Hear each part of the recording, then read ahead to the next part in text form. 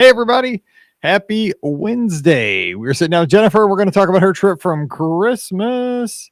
Split stay. We're going to talk about Caribbean Beach. We're going to talk about Boardwalk. We're going to talk about beaches and cream, Coral Reef. Oh, my gosh. Steakhouse 71. Oh, my gosh. Ale Encompass breakfast. Oh, stop. I've not had dinner yet, so I will try to suffer through this before I run a Taco Bell because Mallory and Pam. So we're having a big ice storm right now. So she didn't have cheerleading. It got canceled. Well, I don't know if it got canceled, but she didn't go. It got canceled because she wouldn't have gone. But so they're up at Bread Company because it's just right across the street from our house. So they did a mom and daughter dinner. Fun. That's not for me. Bread Company that doesn't fill me up enough. Taco Bell it will be after this show. All right. So and you guys used Genie Plus too, so that'll be cool. Yeah, all the days. All the days. Cool. We'll talk about that and get some feedback there. Okay. So Corwyn of Amber is here. Let's do this right here. Do this right here. And say hello there. Okay. So we will get cracking. This is for Monday and it's 2045. I know. Tell me about it. It's not. And you've been there for all of them. I know. It's like Cal Ripken, man. I just don't. One of these days, I'm just going to stop talking. But today's not the day. We'll get it done. Okay, here we go.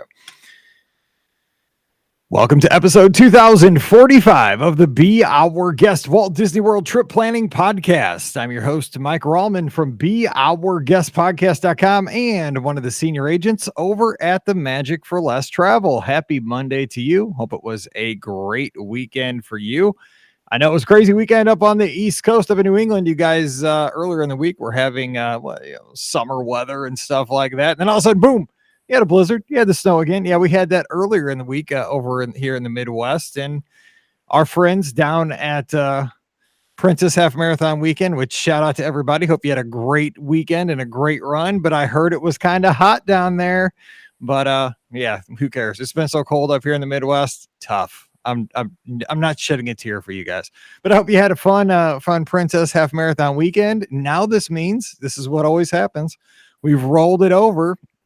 So the folks now that are running the spring surprise weekend in April, you are on the clock. So you might have thought, man, that weekend's never going to get here.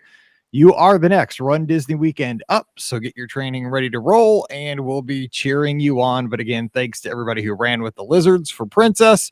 Share off all the bling. And we can't wait to share your stories here on the Be Our Guest podcast. But today we have a fun trip report lined up for you to get you out the door and down the road. And speaking of Florida, that's where we're headed. Not that I'm jealous, but as the time we're recording, it is currently 19 degrees in the Be Our Guest podcast studio. Not in the studios. Our house does have heat. We're not that backwoods, but on the other side of this wall, it is 19 degrees outside here in beautiful St. Peters, Missouri at the Be Our Guest podcast studios.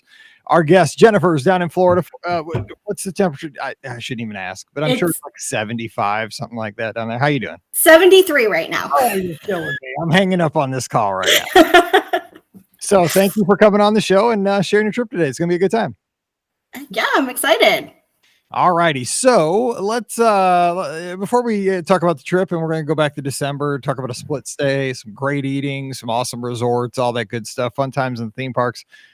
You're from Florida. Are you a native Floridian? Did you grow up in Florida? How's it go for you? Like, how do you get into the Disney fandom? Because I guess if you're from Florida, then it would kind of be in your blood. But are you? Yeah, I'm not a native Floridian. I'm a Navy brat. So I actually grew up in Northern California. So the first Disney park I ever went to was Disneyland when I was about 10. Okay. My dad was we were stationed outside of Tokyo when I was in high school. So Tokyo Disneyland was actually my second Disney park. Nice. back before Tokyo Disney Sea existed. And I didn't go to Disney World until I was engaged. I moved to Florida to go to college, met my husband, and have been here ever since. So we became kind of Disney obsessed with the parks. Me and my girls, we started going when my oldest was 3 back in 2009. So we've had annual passes off and on since then. So let me ask you this. I always find this super intriguing. Matt Parrish from the 3028 talks about this occasionally, and he's talked about it on Webway Radio, that he lived in Tampa for just a brief period there, and how his perspective changed on Walt Disney World when he was living in Florida. And obviously you've been down there for a bit now, and it kind of comes, I guess, part of the culture, right? I mean, it's just like a part of life that Walt Disney World's there. I mean, you probably see different stories on the local news. We were lucky in St. Louis for a while. Actually, we had an anchor on our Fox affiliate he used to be the anchor for the Orlando Fox affiliate. He got transferred back to St. Louis because his wife's dad was from St. Louis. He was ill. So they came back to St. Louis. So he was always doing stories on Walt Disney World because he was from Orlando.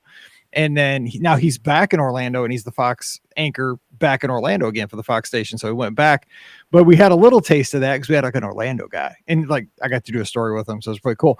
But you guys probably have, it's second nature to have Disney in your blood, being a Florida resident. So how is that, being in that environment all the time? I'm kind of jealous of that. It's kind of a double-edged sword. What I found was when we've had annual passes, it's really expensive, because if you have a weekend where you're not busy, you feel like you should go use your pass. But we all know that, tickets are just a very small part of the cost of a Disney trip. But I love being so close. We planned a last minute trip a couple weeks ago, went for my daughter's 16th birthday just for an overnight. So it's great to be able to do that, to not have to, factor in flights when we want to make a trip. So I like being close. We're about 2.5 hours away. So I love it. So for something like that, because for St. Louis, somebody in the Midwest where you don't have a Walt Disney World nearby, we have Branson, where I'm at, which is 4 hours down Interstate 44, down by actually Matt Parrish, where he lives down the Ozarks. Or you have, Six Flags, 30 minutes from my house where I live. You can jump in the car. You don't really make plans. I would imagine, though, that over the past 4 to 5 years, the dynamic of kind of that, let's jump in the car, let's go to Walt Disney World, especially over the last 10 years, has totally changed. Now with theme park reservations and Genie Plus considerations, I would imagine that, when you talk to your neighbors and folks in your community that maybe are also big Disney fans that live in Florida, things have changed, because it's not so easy just to hop in the old, car and head down I-4 and get there and just kind of go for the day. Because you got to have a plan. And even being a local, you still have to plan almost like a guy from Missouri at this point. Yeah, it's definitely an adjustment. It's especially the last couple years, it's not as easy to do those spur of the moment trips. And we never have planned, 6 months in advance or a year in advance, because it's always been so close and convenient. So for us, planning ahead is, 3 months out. And so there's some adjusting, but anytime I can get down, I'm happy to do it. I'll be honest. I'm the world's worst planner for myself, because I do this all day for everybody. Like when it comes to planning my own trips, like people are like, where are you going to stay this summer? I don't know. I don't have anything on the books yet. I gotta look. It's like I have ideas, but I haven't. Yeah, I don't know. I don't even know what we're doing for spring break. So we'll see what's going on. Anyway, so let's talk about your trip. So you guys went down over Christmas. We're going to talk about that over in December. So tell us about the crew that you traveled with. Who went with you? So not only did we do a split stay when it came to our hotels, but we also did a split stay with our travel party. So my husband's not quite as big of a Disney fan as the rest of the family. So 6 nights is a little bit much for him. So what we did was my mom and my 2 girls and I went down for the first 3 nights and stayed at Caribbean Beach. And then my mom came home and my husband came down on Christmas Eve and stayed the next 3 nights with us at Boardwalk. So you like shifted some people out, shifted some people in. Exactly. And it worked out really well for us. Everybody got to do their favorite things and nobody had to suffer through the things they don't love. That's a great idea. It's kind of hard to do when you're 1,000 miles away. Yeah, definitely helps to be close. Yeah, that's cool. Yeah, it is. I'm not even going there. I'm not saying who I'd shipped out and that's not a good idea. All right, so let's talk. So you're down there during the holidays. Let's talk about you had your stay at Caribbean Beach. So let's kind of hit that, because this is one of those resorts that people, I think, have really the most questions about. I get, at the agency, I get a lot of questions because everybody wants to stay at Caribbean Beach as a moderate because of the Skyliner. It's the hub, right? Everybody wants to be there. It's a really convenient. I like Pop Century because, I got one hop and you're at Caribbean Beach. You can go to the studios real quickly. You can go to Epcot. But Caribbean Beach is a large resort. I like the amenities at Coronado slightly better, but it doesn't have a Skyliner. There's so many, and I love Port Orleans, the feel. I love the overall theme. So what did you think about staying there, especially during the holidays? So we hadn't stayed at Caribbean Beach since before the Skyliner had been built. We were at Coronado over the summer, but it's definitely big and spread out, but you just can't beat being on the Skyliner. It was great. Our building, we were walking distance to the Riviera Skyliner station. We could see the Skyliner as soon as we stepped outside of the room, which was awesome. Our room location was great. It's definitely spread out. It was easier for us. One morning we mobile ordered breakfast, and it was easier for us to hop in the car and drive over and pick up our mobile order. Then you had a car, Yeah. So, one of the other perks of being a Florida resident, come with a car. So, that definitely takes something out of, the resort being spread out, because obviously if you have a car, it makes it easy. And you mentioned also, and I don't think a lot of people maybe consider this at first glance, but when you stay there, I think maybe if you get this in your head, it's going to be a huge plus for your Caribbean Beach stay, is that you have the Riviera there. And if you're staying in certain areas of the resort, especially Martinique is a good section of the resort where you could be close to the Riv. Not Jamaica. Aruba's kind of close, but there's that one extra section down there, Trinidad, I think. Maybe the section down by the Riviera Skyliner station. But I mean, you can use that to go over. You can mobile order from Primo Fiato. That's what I do, and I get my Madame Croque, my breakfast sandwich over there. So one morning I went to Caribbean Beach for breakfast. The next morning I went to the Riv. And, it gives you lots of options. I think that's a bonus that a lot of people don't think about, is that really they're on the same campus. They're not. Yeah, it was great for us. We love the Riviera. My girls love the little coffee shop on the second floor there at the Riviera. So it was great to be close and be able to pop over there. And we just had the ideal room location. I think we were in building 56. We could see the bus stop and the Skyliner from the front door of our room, and we could also see the car in the parking lot. So it was absolutely perfect. So let me ask you this. So that was kind of the girls' portion of the trip, the first half. So what were some of the highlights as far as what did you guys do that was focused on, like, okay, this is the girls' part of the trip. This is before Dad gets here. He's not going to want to do this stuff. So what were some of the memories you made there in the first half when you were at Caribbean Beach? Okay, so Dad is definitely not as big a fan of Magic Kingdom as the girls. So we did Magic Kingdom when he wasn't there, and we just happened to be there the day that they added parade viewing to Genie Plus. So we were able to score the Genie Plus parade viewing for the Christmas parade, which of course we've never seen before. We've never been at Disney this close to Christmas, actually on Christmas before. So that was a lot of fun. My youngest is 10, and when she saw Santa Claus close out that parade, it was like she was seeing him for the first time when she was 2 or 3 all over again. So that was just awesome. When we were at Magic Kingdom, we had lunch over at the Grand Floridian Cafe. We like to get out of the park for a meal and get a break.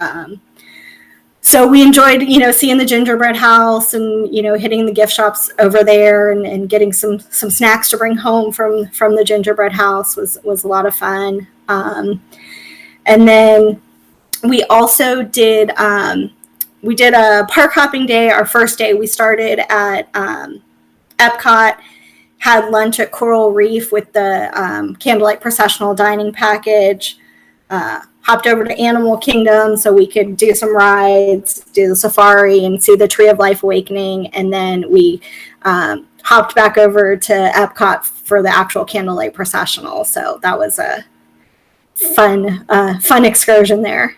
Cool. So I'm going to ask you about some of those special Christmas things you did. Because I'm going to forget to ask you this, but how did you, because you've been there many times, how did you feel the crowds were? Because you were there, looking at the notes, from December 21st to the 27th. So you were there from pre-Christmas, which is That's when the crowds aren't too bad. But man, once Christmas Day hits, that's kind of when all bets can be off. Now you can still do, I've gone many, many times, gotten there on the 26th and stayed like till January 2nd, which is the busiest time because my wife and I were both teachers. That's the only time we could go. And it can be done. We had great trips, but you got to get up early. You just got to know that it's going to be the most crowded week of the year. We had a blast. But I mean, how did you feel? And then I'm going to ask you separately about Genie Plus, because 2 months old, probably your first experience with it and how it worked out. Yeah. So we like I said, we never been over Christmas. Last year, the girls and I went and stayed. We came home on Christmas Eve, so just for a few nights right before Christmas. But I had expected the crowds to be bad. And I remember when we were watching the Tree of Life Awakenings, it was just jam-packed in there. And that was, I think, on the 23rd or 22nd. And then Christmas Day, we had kind of slept in a little bit, did Christmas morning in the room, took our time getting over to Hollywood Studios. And I remember walking down Hollywood Boulevard and being like, oh, it's really crowded. And I had... Here's the thing, though, because I know we're doing a Christmas show here, in late February, getting ready to move into spring. But these weekends, we used to talk about, Christmas crowds, but these things, these strategies, these tips are going to be important to you if you're there, for example, President's Day weekend that just got done. It's exactly the same. MLK weekend in January, spring break right around Easter, same thing. There's Columbus weekend if you're going in October. Same thing. So I just, that's why I want to kind of get that out there. Even though we're talking about like a Christmas week, it's very similar for all these 3 day Veterans Day weekend. It's very similar for 5 or 6 different weekends of the year. So I'm glad you're giving those thoughts. So yeah, you can kind of feel it. You're like, uh-oh. Yeah, I expected it, and then I kind of walked in and I just saw all the people, and I was like, oh, what were we thinking? But I will say, other than like seeing the people, it didn't affect our trip. We were still able to do everything we wanted. There was no point where the crowds affected our ability to have an awesome time and do what we wanted to do. So there were a lot of people there, but it didn't take away from anything. Okay, so let me ask you about Genie Plus, because first time, right, with Genie Plus, yes, it came online in October. So you've obviously used FastPass Plus, and were you a fan? I mean, I'm not going to assume that you were, but I mean, I think most people liked it. It was free. I mean, it's a way to skip lines. Yep. I mean, I don't know why you wouldn't like a free way to skip lines. But okay, so you use Genie Plus. So give us your thoughts. I mean, what was the learning curve like? Figuring out how to get the first selection on your phone, then making your second selection, knowing when to do that, and how it worked pragmatically in the park. Did you feel it saved you time? How'd it go? I definitely think it saved us time. I don't know that I would do it on every trip, but knowing we were going to be there when it was super crowded, I just went in and said, I thought it was the best way for us to get the most done. And also because it was Christmas, I didn't want to wear everybody out and make them exhausted and try to get to the parks at opening every day. I wanted it to still feel like Christmas, a little fun and a little bit relaxing, and still get to do the theme park. So, I just went into it with the attitude that, we're not going to do this every trip, but, we're going to make the best of the crowds that we're in. Obviously, being a super Disney fan that listens to podcasts and watches YouTube videos, I felt pretty prepared. I will say the one thing that I wasn't clear on, was how you actually buy Genie Plus to start off. But, once I got into the app, it wasn't hard to figure out. Disney will always take your money. Disney hears that button's going to be so big right now. Right. And we really were able to get, everything that we wanted for the most part. Obviously the Hollywood Studios, I think is going to continue to be challenging. I just don't think there's enough attractions, and everything is so popular. But we were able to do everything. I didn't feel like I was on my phone all the time. I will say, I think the way that it works best is when you park hop, or when you have a break built in, and you can kind of stack those Genie Plus reservations for the evening or for the park that you're hopping to. We were able to do that at Animal Kingdom, and we had just the safari lined up and Navi River Journey, and just were able we were able to go from one thing to the next. So explain that stacked up. How did you do that so the folks that are using it for the first time, and many of our guests are here in the coming months, this spring, this summer, how did you explain what you did to stack your reservations on Genie Plus so you had a successful evening? Yep. So we knew on that first day, we knew we had to start off at Epcot to eat the meal for the Candlelight Processional, but we wanted to make sure we saw all 4 parks over Christmas. So we wanted to go to Animal Kingdom. So we really went into Epcot just to eat. I think we did one attraction and then moved over to Animal Kingdom. But when I booked our first Fast Pass at 7 a.m. or first Genie Plus reservation at 7 a.m. Same thing. Old habits. I know. Tell me about it. Trust me. I'm an old dog. It's really hard to teach these new tricks. So we went ahead and, at 7 a.m. we booked the safari. And because our park reservation wasn't at Animal Kingdom, it wouldn't let me book the safari before 2 p.m. So it was perfect for that. And then, when 11 o'clock rolled around and I think it was 11 because of when Epcot opened, it might have been noon. When we were able to get our second reservation, I just looked to see what would work with what time we were going to be at Animal Kingdom, and we were able to get Navi River Journey and do that. For some reason, the girls really wanted to do It's Tough to Be a Bug, so we were able to do that, 2 hours later. And so when we were over at Animal Kingdom, we were really just able to go from one attraction to the next because those times were already lined up, within an hour of one another. And so it worked a lot like, Fast Pass used to work, when you could just have one after the other all together. And so it worked out well. Great explanation, because again, that's what folks need to hear, and it's a system that works out well. But I think you just gotta get your hands on it and kind of get in and get dirty. This is what I said with teaching. I think the thing is, you could stand at the board and lecture and talk about stuff and explain a concept until you're blue in the face. But then when you get in and work through some problems, and once you get that light coming on, oh yeah, I got to the solution. Once you do it a couple times, oh yeah, no problem. Now you can introduce more complexities, which Disney will do, but we listen to podcasts. We're the smart people. We can figure this sometimes. We'll figure it out. So, another question though, kind of following up with that. So you are the big Disney planner. You're the person with the plan. How much input do you get from the kids and for everybody else that's traveling with you? Do you ask questions? Or you just mom knows best? You said, the kids want to do Tough to Be a Bug. I mean, good call there. How do you decide what's coming up next on your tours? So even though I'm the planner, I'm probably the most flexible. There's only a couple things that I have to do to have a great Disney trip. Everybody else has a longer wish list. So I just try to, I know kind of likes and dislikes. Obviously, we're fortunate we get to go a lot, but I do take into account what everybody wants to do, and definitely, on a Christmas trip where we knew it was going to be crowded.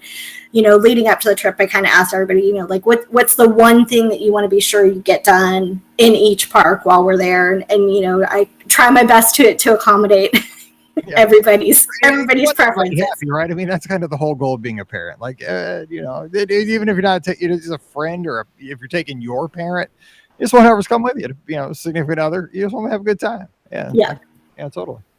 So you also mentioned though that in the notes that you guys did spring for a couple of individual lightning lanes, which is kind of like speaking of individual lightning lanes, kind of a lightning rod. I get this question again a lot from my guests, should I? And the question, I don't know. It's one of those things you're asking. It's so personal because I'm such a frugal person. It kills me. I waited in line for 90 minutes to ride Rise over Marathon Weekend, and it was $17. Now, here's the thing. Here's how I got to look at that. Is my time, if I break down what my time's worth on a Disney vacation, so I waited 90 minutes and I could have paid $17. Now this is by myself. So if I had a family of 6, it's totally a different story, but I was solo. So that takes me down to $8, $9 an hour my time's worth. So it's probably a good proposition if I wanted to get in Rise quicker. Now that doesn't mean I'm getting in there immediately, but I'm getting in there a lot faster than 90 minutes. I didn't have a lot of, I didn't have much to do that morning. I was by myself. I'd run the 5K. I was there at park opening. I think I had like a Ronto wrap in my hand and a soda. I didn't care. Like, life was good. I was well, I didn't know nothing to do. It was nice out. It was January and I was in Florida in shorts. Everybody back home was working and freezing. Whatever. I'll wait in line. So it was fine for me. So I'm always curious, like, how that decision gets made. And you mentioned something earlier, like you just want to make sure that certain people get to do the thing they want to do, like to be able to almost lock that in, to guarantee that. Was that part of your decision making? Like, where do you fall on that? How do you decide to spring for the individual lightning lane? Yeah, so for us, it was both times that we did it. It was based on the way that day was going to look. So I knew my mom was only there with us for the first few nights. I knew she would want to do Remy's Ratatouille Adventure, and we were park hopping to Epcot that day. So I couldn't rely on a boarding group because it could have come up while we were at Animal Kingdom instead of at Epcot. So I just said, you know what? We're coming back for Candlelight Processional. We booked a time really close to park closing so that we would be done with Candlelight Processional, be able to go ride Remy's and did it that way. And then the other individual lightning lane we did was Rise of the Resistance, just my oldest daughter and I. She's ridden it several times under the boarding group system, and my youngest isn't quite ready for it yet. So my oldest had gotten stuck riding it by herself a couple times and absolutely loves it and just really wanted to do it with me. And we were going to be at Hollywood Studios on Christmas Day, and I wasn't making my family get to the park at 7:30 in the morning on Christmas Day. No. I would have had a revolt on my hands.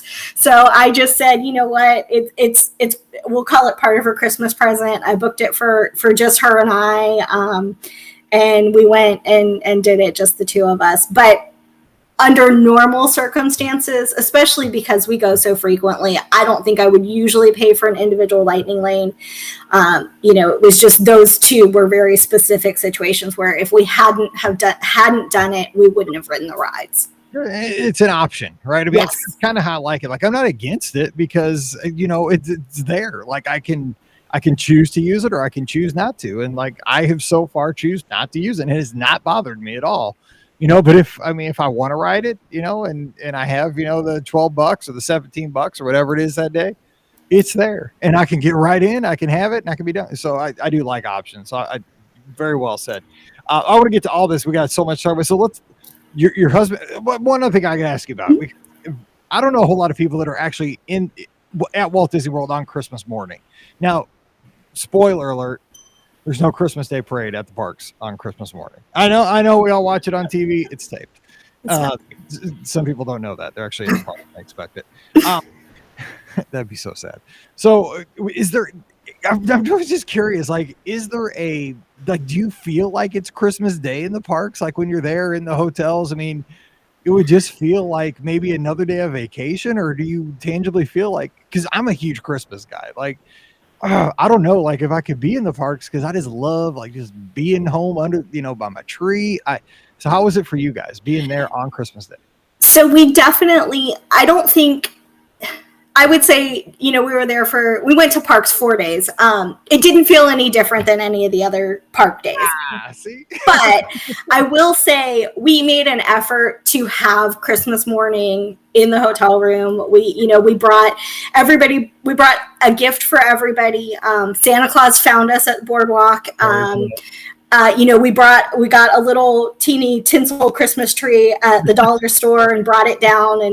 Okay, good. You're saving Christmas for me. Yes. Yeah. No, it was important to us. My girls are 10 and 15. So it was important to us for it to still be Christmas. So we had Christmas morning. We do our Christmas tradition for breakfast is we have monkey bread. Just you get the frozen and put it in the microwave. We bought it. We took it down with us. We had it Christmas morning. We opened presents. We took our time, and then we went to Hollywood Studios once we had some festivities in the room. I approve. Okay, good. Okay, you had Christmas. Okay, good. You had to bring Christmas with you for sure. Like yeah, that's okay. Good. Okay, so speaking of boardwalk, here's the second part of your trip. Your husband comes down, your mom goes home, and so tell us about boardwalk. You stayed in a studio over there on the Villa side. So going from Caribbean Beach to Boardwalk, what was the difference in the vibe? How did you feel the accommodations were? And then, I mean, when you're Boardwalk, it's all about location. Like, Caribbean Beach isn't bad because you got the Skyliner, but I mean, Boardwalk, you can walk to 2 parks. Yeah, and that's what we did. We walked to both of the parks. We had our full Epcot day and a full Hollywood Studios day when we were at Boardwalk. So that was great. Definitely the room felt a little bit more spacious compared to Caribbean Beach. It was nice to have the little kitchenette area. We would have been fine in Caribbean Beach the whole trip, but it was nice to be close walking distance.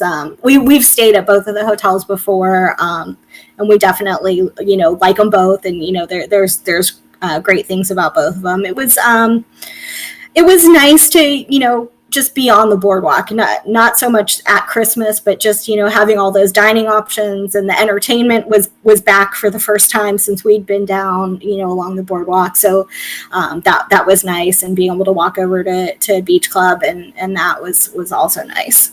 Oh, I love the boardwalk. You mentioned it, the entertainment on the boardwalk and the snacks, Boardwalk Bakery, the pizza window, just the jugglers, we talked about the Surrey bikes on Friday's show. We're not going to go there again, but yeah. So anyway, well, speaking of food, let's talk about some of your dining. Now I looked at your dining, and I mean, I always record these shows around dinner time. And if you're out on a run today, listening to our podcast, I apologize in advance because I'm a runner myself, and I listen to my shows at 5:30, 6 o'clock in the morning before I even have breakfast. I run on an empty stomach, and this show would kill me. But I'm just going to list some of the places you ate and then just pick out a couple of them that maybe you have thoughts on. So you guys went to Beaches and Cream. You mentioned you went to Coral Reef as part of the candlelight dining package. You mentioned Grand Floridian Cafe, good hidden secret place to get out of the Magic Kingdom, have a nice lunch. You guys had a breakfast at Ale and Compass. You went to Steakhouse 71, had dinner and breakfast there, the doubleheader there. Mama Melrose, Oga's Cantina, 50s Primetime. I mean, you guys, this is like an all-star team right here dining for me. This is my jam. I don't need California Grill and Tiffin's. This is it. So out of those restaurants, give us a couple that maybe hit well for you guys, that worked out well. So this was our first chance to do Steakhouse 71, and I actually had it booked for breakfast, lunch, and dinner over the trip. And the girls thought I was a little bit crazy, so I gave them Grand Floridian Cafe for lunch. But I will tell you, my 15-year-old is not much of a steak eater. Steakhouse 71 is her favorite restaurant. She can't wait to go back. Anybody in my family would go back for breakfast or dinner at the drop of a hat. We absolutely loved it. The food was great. The atmosphere was great. We liked the wave too. Steakhouse 71 just kind of seems like a step up from what it was when it was the wave, but we absolutely loved it. And so then another one. Oh man, I'm dying. I could go for a steak. That cake. I'm just picturing the big old 28 layer cake. So good. What else? What's another one that hit well? So on Christmas Day, we actually did, we were at Hollywood Studios. We actually did Mama Melrose, Oga's Cantina, and 50s Primetime. Oh, my heart stopped. That is so good. So, we always, right?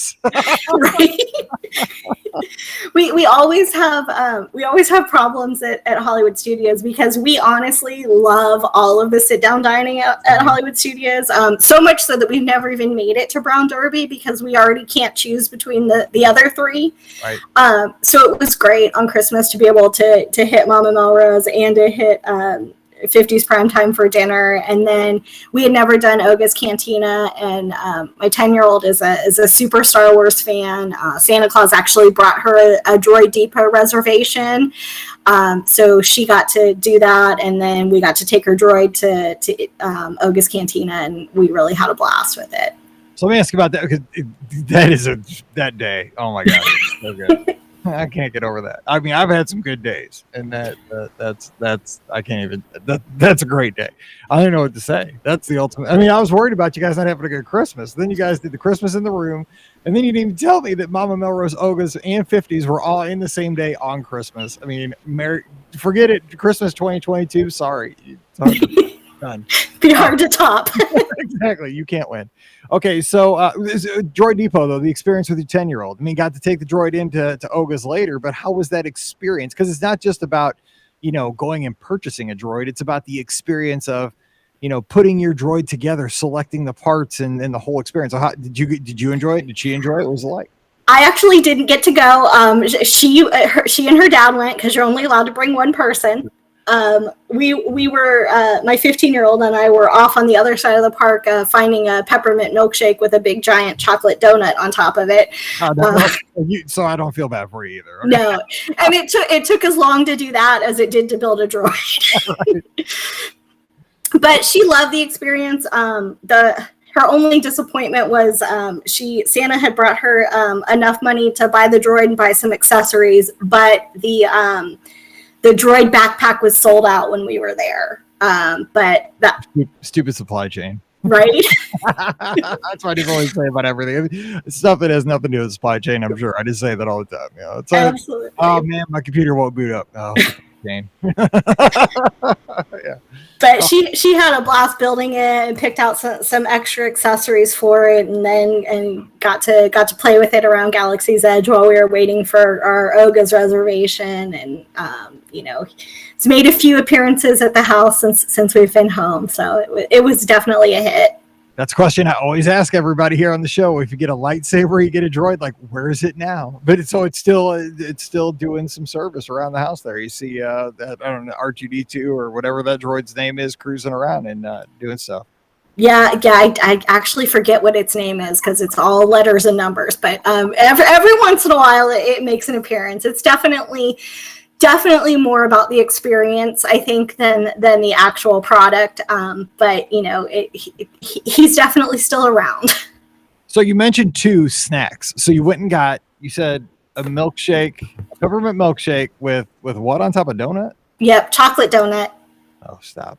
Okay, we're done there. Okay, so any other good snacks that you had during the holiday season that were a hit for this holiday season? Maybe hopefully they'll bring back next year. We ate so many sit-down restaurants. The snacks were kind of a secondary.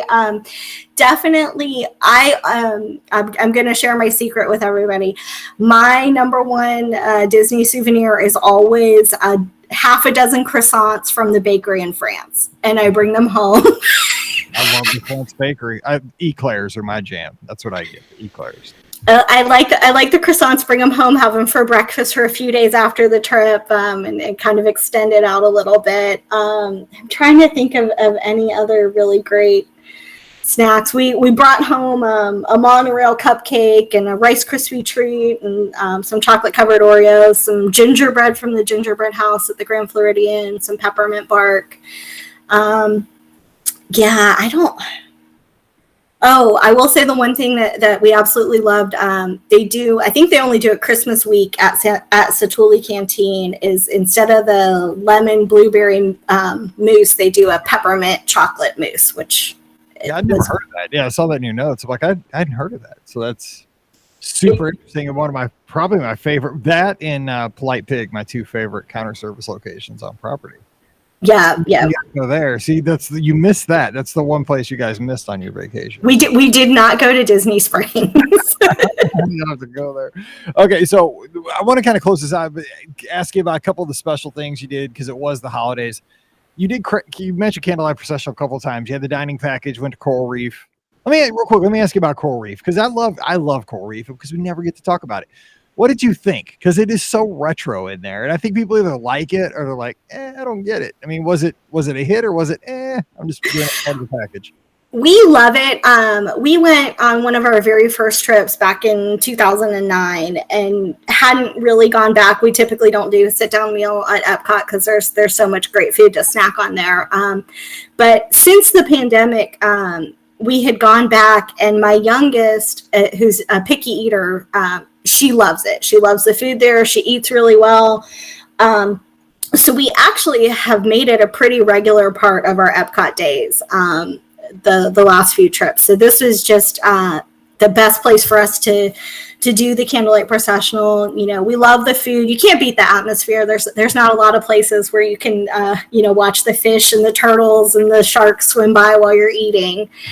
And the food is always great. Few things about Coral Reef. One, it's a poor man's Space 220. It's very similar. It's at a space. It's an aquarium. And two, I think it's really nice. I mean, it's got good food. It's probably not the greatest food in the world, but it's got really good food, I think. And the thing is, for somebody that's not a Disney fan, it's cool just to look at fish and the huge aquarium. But for somebody that's a huge Disney / Epcot nerd, this is as close as you can go to going back in like time in Epcot. This is very retro Epcot. This is like old Future World. As close as we're going to get. So I think there's a lot of pluses for Coral Reef. I'm going to put that next time I go. I'm going to definitely eat. In April. We're going to have a meal there. That's going to happen. Let me ask you too about the Candlelight Processional itself, though. Did you find the show to be what it was? Because it was modified this year. Was it worth all the rigmarole to get all this done to be able to see the show? It was. It definitely, we haven't done it in years. It definitely, you felt the modifications if you'd seen it before. I think if you hadn't seen it before, I don't think you would know that it was any different. Obviously, the scale is just a little bit smaller. But we absolutely loved it. I would say our biggest complaint was that was a freak cold day that week, and it was bitter cold at the last showing. I mentioned it is 19 degrees at the BR Guest Podcast Studios as we're recording. It wasn't. Yeah, it wasn't that cold, but it was very cold for us Floridians. It was probably in the 40s. Florida cold is no joke. Like when it gets in your bones, you can't shake it down there. I'm the same way. And I mean, I'm from here where it gets below zero, but when I'm in Florida, if I get cold in the parks, like I can't not get warm the rest of that day. There's something weird about that in Florida. I get it. No, I hear you.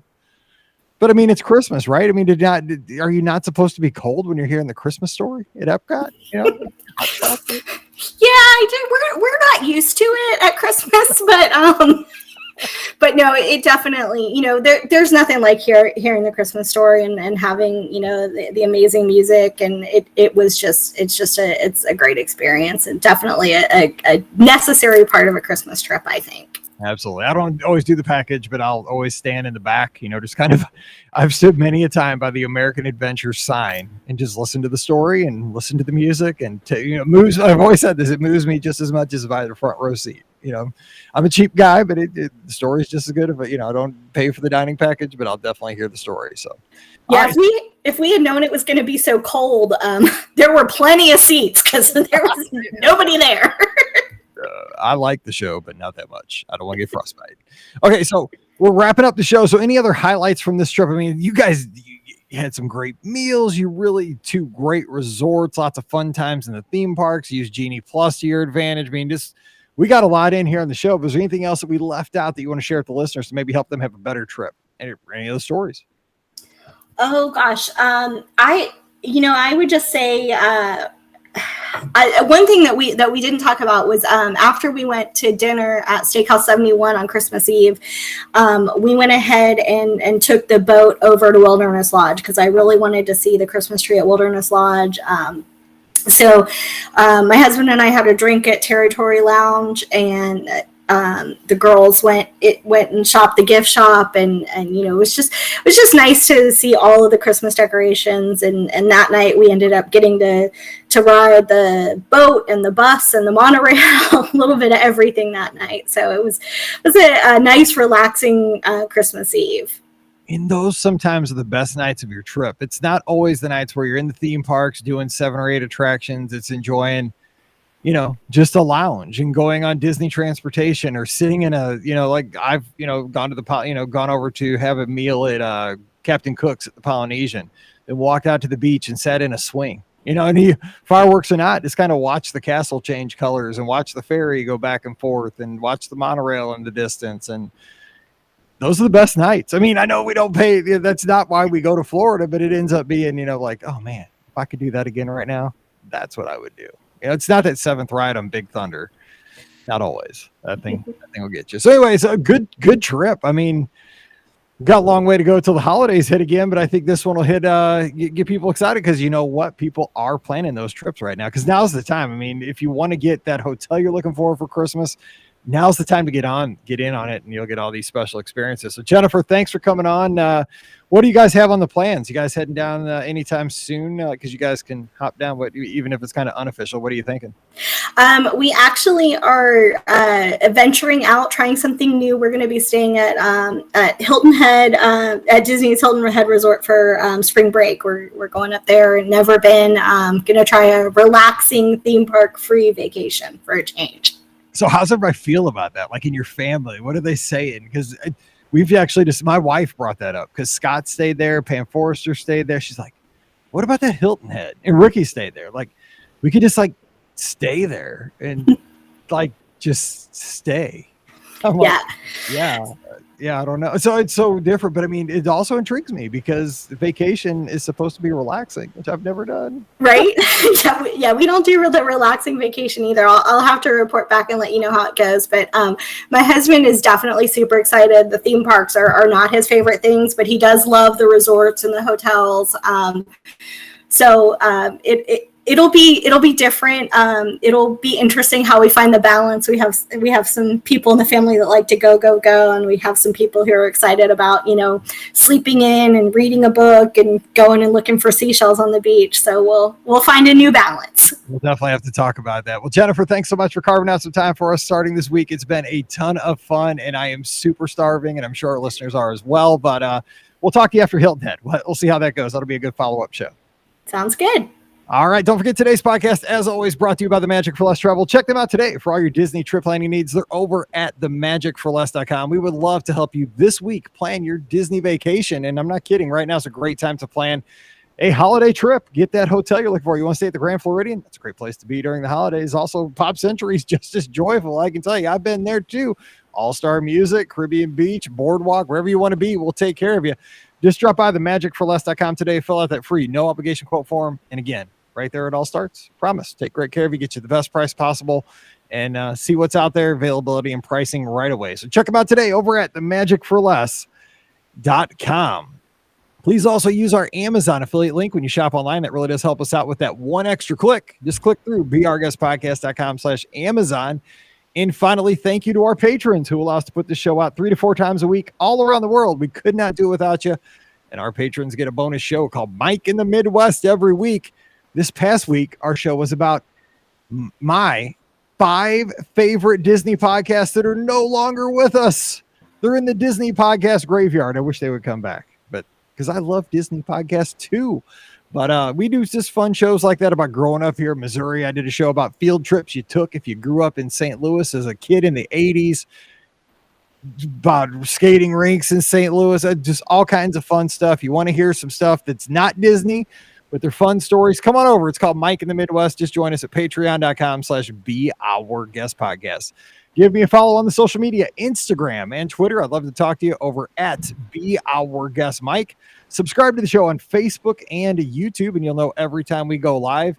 And we would absolutely love a rating and a review wherever you download the podcast. Thank you so much to everybody who has left a rating and a review. We are well over 1,000 reviews, and that takes time. So thank you to everybody who has put the kind words up there. And if you haven't, please do this week. We'd sure appreciate that. Thank you so very much for that. So we're going to get out of here and let you get on with your week. Of course, we'll be back again on Wednesday with more of your listener questions. But until then, for Jennifer, I'm Mike, wishing you a great Monday. Time to get back to work. Stay safe, stay healthy. And we'll see you real soon. All righty. That was a fun one. Yes. I'm dying now. I'm so hungry. We ate so much food. Gosh, Mama Melrose, that is like the perfect day. It was great. That's my problem. I'm exactly the same way with the studios. Like, I want to go to Sci-Fi. I want to go to Mama Melrose. I want to go to 50s. I've never been to Brown Derby either. One, because it's probably too. Yeah, I'm cheap. Like, I don't go there because it's signature. Yeah. I've done the lounge on a girls trip before, an adult girls trip, and it's nice. I think it's a good balance because Brown Derby doesn't really appeal to me either. See, I don't need is it fancy food at the lounge, or could you just get because I'm not fancy. I think I got a chicken sandwich with maybe some pancetta on top or something. So a little fancy, but not crazy. Yes, that's fine. Yeah, that's fine. That's probably my forte into Brown Derby. the thing is, like, if it had more of like a thing to it, I would have been there years ago. But like, it just seems like it's a restaurant, its theme is that it's a restaurant. Like 50s has the whole, like, they're gonna yell. That was fun. Sci-fi is a theater. That's fun. Mama Melrose. I mean, I just like it because I like Italian food. And so there's really not a thing there, but it's always been a place that's kind of hidden, and you can get an ADR for a decent time if you don't have anything else. Yeah, I need to try Brown Derby. But now you got me super stoked for Coral Reef because I haven't been there in quite a while. So yeah. We, what we started doing, because we always I think there's always a festival at Epcot. So, and we enjoy eating from the booths. But my youngest is a little bit picky, and she really likes to have a meal, not just snacks. So we started going there for an early lunch, and we'll all order off the kids menu. So we just get something light, and then we can still snack our weight. Well, that's a good idea. I mean, because that's the thing. Like, you don't have to like have big, heavy meals, like at home, because just snack and snack and snack, and there's so much to eat. So many good things. Well, and Coral Reef's kids menu has grilled chicken and steak on it. I mean, man, that sounds so good. I just got to get there. You have to go eat dinner. I do. Taco Bell is calling. It's like those commercials, like doing a podcast on some bong. I'm just gonna walk away. Empty mic in the shot. It's just gonna happen. Well, hey, Jennifer, I appreciate it, and thanks always for your support over the Magic of Us. I appreciate that too. So you guys stay cool down there this weekend. I know it's a heat wave, so I'll be praying for you guys as we're freezing up here. Well, it's been unseasonably cool for us, so it's nice to be back to normal. Okay, you guys take it there. Thanks, Jennifer. I appreciate you. Have a good night. Thanks, Mike. Bye. Bye. See you, everybody.